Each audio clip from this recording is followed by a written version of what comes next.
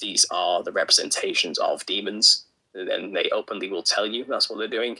A lot of them actually say when they put on the mask, they lose themselves and they become something else. They get possessed in a sense. But then obviously once they let it all out and have that moment of excess, they then fast. So it's kind of not, it's okay, it's all done. It's fine now, we're going to leave that behind. Now, it's odd because in Europe, we kind of, most of us in Europe believe that when you wear a scary costume, you're trying to scare away bad spirits. You know what I mean? That's what like Halloween kind of has that attitude that we dress like monsters to scare away the evil spirits of monsters in time for the summer or something, because it's at the height of winter. But we're kind of like some of the only cultures on the earth that do this. Most other cultures dress like these things to channel them, not to scare them away, but to invite them in. And I've theorized, I'm starting to think some trickery was afoot here. Some trickery has been afoot, and we have been duped and lied to, because there's no way dressing like a demon is going to scare a demon. They're not stupid. They're thousands of years old, I think we're naive to think that would be the case, to be honest, but that seems to be the prominent thought. Maybe it's due to the influence of Catholicism on these cultures, which, took over the pagan cultures and Catholicized them, shall we say it? Who knows? But that's the first proto-clown, Harlequin. Now, Harlequin, like I said, dressed quite demonic, acted quite demonic, was really fleet of foot. He had influence of the Italian tradition in him. He was kind of modeled a little bit after Hermes as well, who had like wings on his feet, the messenger god. So Harlequin can kind of seem like he was flying on stage, like he was weightless, But he also had his...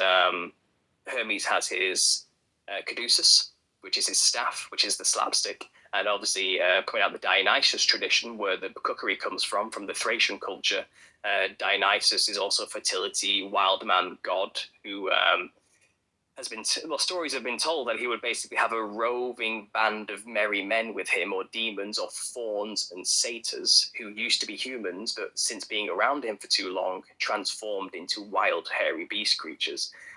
And he also had his Maenads as well, his naked women with him. And this is very similar to the wild horde mythology of the Helicans, which had his band of merry demons who went around from village to village terrorizing people. Instead, it seems like this tradition is ancient and represented in shape-shifting, sexually charged giants of some kind. So we're talking about the Nephilim, but kind of European flavors all throughout.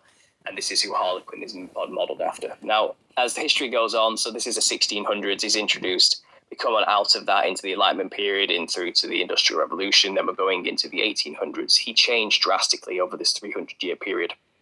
He became less of a demonic character, and he turned more into a doting, lovesick idiot, constantly chasing after the rich man's daughter, Columbine. And that kind of became his routine in the end, and his costume got a bit tighter, a bit more sequined, a bit more lithe and dandy and fancy, less brutish. His mask got a bit more fancy, more like the Venetian masks.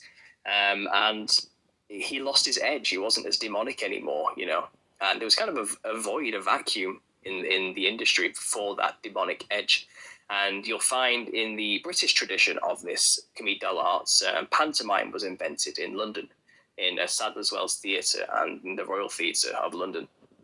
And this tradition of pantomime was getting quite big and popular, and it was the British flavour of these things. And it had the same stock characters: Pantaloon, the rich man; Columbine, the daughter; Harlequin, the servant of the rich man; and the other servant of the rich man, which was Pedrolino. But the British version was Clown. But Clown is fundamentally Pedrolino. It's the same original character. Now, Pedrolino, the other servant of the rich man, was always the foil for Harlequin. It's kind of, Harlequin would steal the daughter of Pantaloon, the rich man, and run away.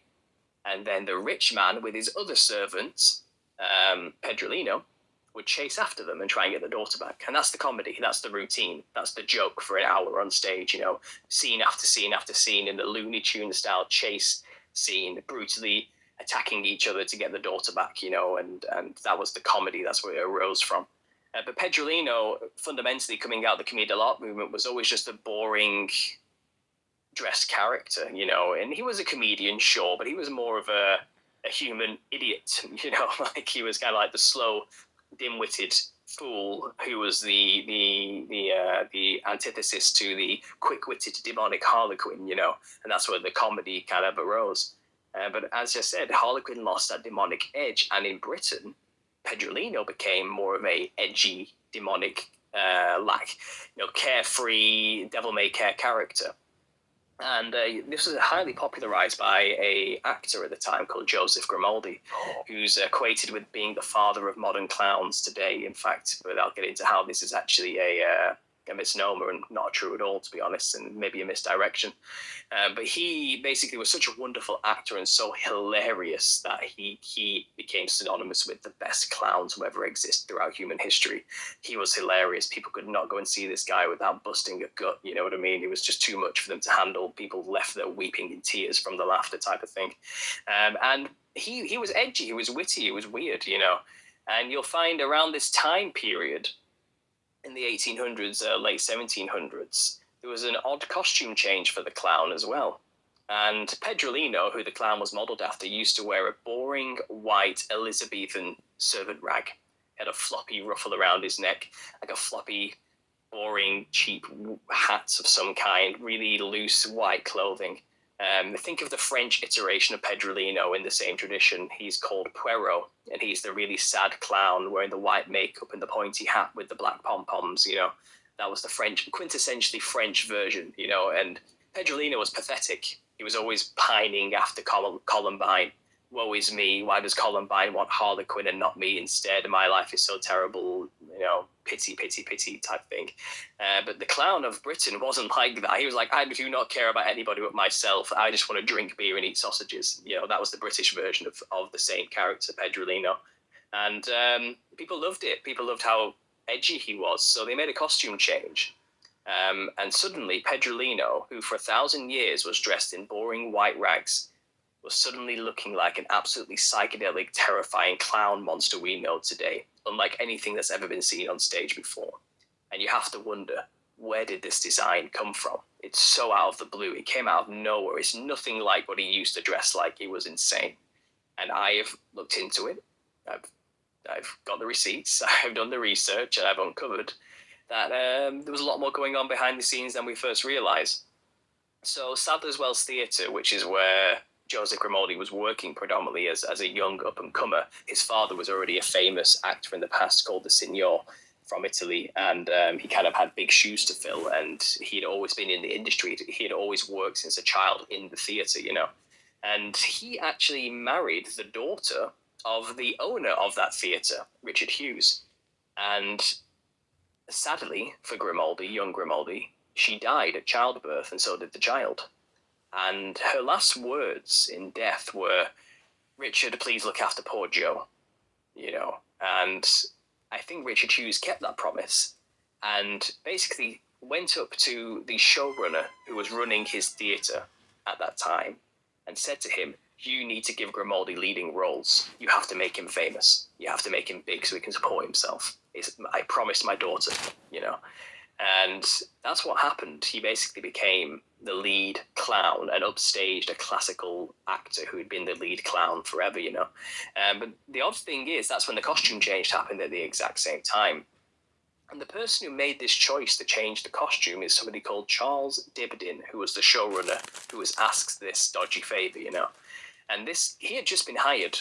And he is the son of another man called Charles Dibdin, the same name, Charles Dibdin Sr., and it turns out Charles Dibdin Sr. is a prominent Freemason, member of the Leicestershire Lodge number, I think it's 2369. He was the most famous musician and playwright, songwriter of that time in Britain. He was a rock star. Now, Charles Dibdin Sr. is equated with writing all the music that kept the maritime sailors of the time and their morale up. He is equated with being the one who single-handedly helped Britain with their victories because of his music and what the sailors were singing in the songs he wrote. So he was considered like a big deal. He was known by everybody, including the crown, you know, and he was a Freemason through and through. Now, it seems like the apple doesn't fall far from the tree because his son, in true nepotistic fashion, was given the leadership role of one of the leading, biggest, theatres in London. So it's clearly he got the job not through his own talents necessarily, but because of the fame of his father. And also his other brother, Thomas Dibdin, had prior been given the job there as well. So it's kind of his turn, And if you look into Charles Dibdin Sr., you'll find he has a weird history. He wrote a magazine called The Devil in his early years. It had about 17 episodes before it failed, 17 runs. The opening chapter of his magazine called The Devil is him talking about meeting the devil and making a deal with him. And basically saying, I was told by the devil to create this magazine, and the Brotherhood Freemasons agreed to fund it. And it was basically a magazine bashing the religious leaders of the day and the political authorities of the day, And then after that failed, he became incredibly famous. So it seems like the deal with the devil was made then in some way a true Faustian bargain of sorts. I don't know what happened exactly, but that's when his fame skyrocketed and he became this famous playwright and songwriter. He was always traveling back and forth to India because his brother was a member of the East India Company, which is not technically a British military regiment. It was a private company with a very British-sounding name, But they were involved with basically colonizing India. And that's what they were doing. They were establishing themselves in Calcutta, primarily in the east of India. So the East India Company, his brother, Thomas Dibdin, again, a very complicated, all these names are the same. They always name their sons the same names. So his brother, Thomas Dibdin, died there.